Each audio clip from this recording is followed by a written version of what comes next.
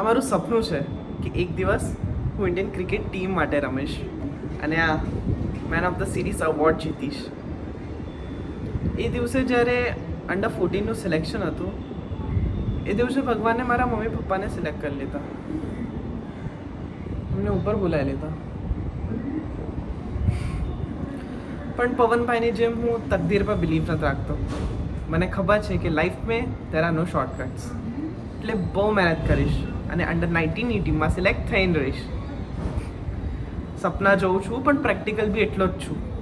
પગ એટલા જ ફેલાવીશ જેટલી છદર હશે. બહુ મહેનત કરીશ અને મારા મમ્મી પપ્પાની બધી ઉધારી ચૂકવી દઈશ.